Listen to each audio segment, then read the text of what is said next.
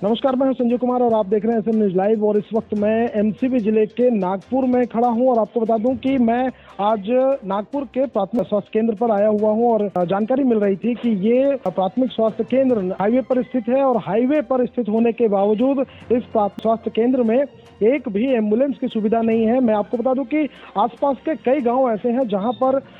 Ambulance की आवश्यकता होती है हॉस्पिटल तक मरीजों को पहुंचाने के लिए, लेकिन इस जगह पर एक भी एम्बुलेंस का ना होना अपने आप में एक बहुत ही आश्चर्य का विषय है। इसके अलावा हाईवे पर अस्पताल संचालित है, इसमें बहुत बार देखा गया है कि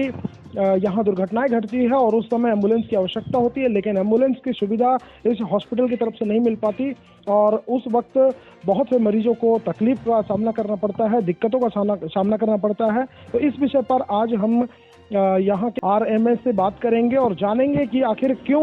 एक भी एम्बुलेंस की सुविधा इस अस्पताल में नहीं है। उनसे बात करते हैं और जानते हैं कि आखिर क्या कमी है। एम्बुलेंस,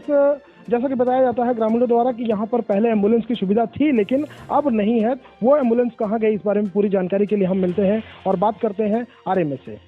सर, आप इस अस्पताल के आरएमए हैं और जानकारी मिलती है कि हाईवे हॉस्पिटल के बावजूद यहाँ पर एम्बुलेंस नहीं है और कुछ ग्रामीणों से हमने बात किया तो पता चला कि यहाँ पहले एम्बुलेंस की सुविधा थी, अब वो एम्बुलेंस कहाँ है और हाईवे हॉस्पिटल के होने के बावजूद यहाँ एम्बुलेंस नहीं होना क्या नहीं लगता कि अपने आप में एक बहुत ही आश्चर्य की बात है? जी, ये हमारा प्राथमिक स्वास्थ्य नागपुर NH43 के बगल में है, तो आए दिन यहाँ पर दुर्घटनाएं होती रहती हैं। हमारे पास पहले एक एम्बुलेंस था जो विधायक मत हमको प्राप्त हुआ था, लेकिन 2-3 साल पहले लगभग ये कोविड जब महामारी फैली थी उस वक्त ये जिला अस्पताल बैकुंठपुर में इसको मंगा लिया गया था यहाँ से हमको, ताकि मरीजों को सेवाएं दी जा सके वहाँ पर, और वो अभी तक हमको प्राप्त नहीं हुई है और हमने उसके लिए उसको रिमाइंडर दिया हुआ है, हमको जल्दी ही प्राप्त होने का वहाँ से आश्वासन मिला हुआ है। और निश्चित रूप से यहाँ पर एक्सीडेंट होते हैं तो मरीज गंभीर हालत में आते हैं, लेकिन शासन द्वारा हमको 108, 102 की सुविधा मिली हुई है वहाँ पर। उसके द्वारा मरीजों को हम कोशिश करते हैं कि जल्द से जल्द उनको मरीजों को जो रेफर करने लायक हो उनको हम उच्च स्तर पे उच्च संस्थानों में भेजें। लेकिन कभी कभी ऐसी स्थिति आती है कि मरीज कभी 102 भी कभी लेट हो सकता है, तो हम चाहते हैं अगर शासन स्तर पर अगर यहाँ पर एम्बुलेंस अगर प्राप्त होती है हमको तो निश्चित रूप से यहाँ पे मरीजों और जनता को जरूर से एक मदद मिलेगी और हम चाहते हैं कि एक एम्बुलेंस यहाँ पर प्राप्त हो।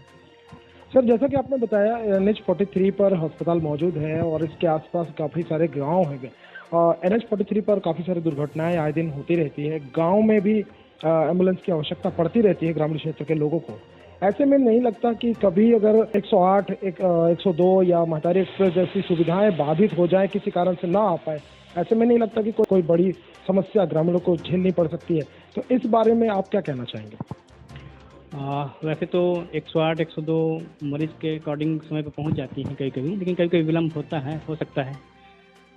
उसी स्थिति में हम कोशिश करते हैं कि अपनी तरफ से अगर हम मदद कर सके कुछ मरीजों को तो हम अपने स्तर पर गाड़ी वाहन करके भिजवाते हैं मरीजों को ऐसे में। लेकिन फिर भी अगर शासन प्रशासन अगर यहाँ पर एक एम्बुलेंस उपलब्ध कराता है तो एक सहयोग ही होगा हमारी जनता की सबके लिए।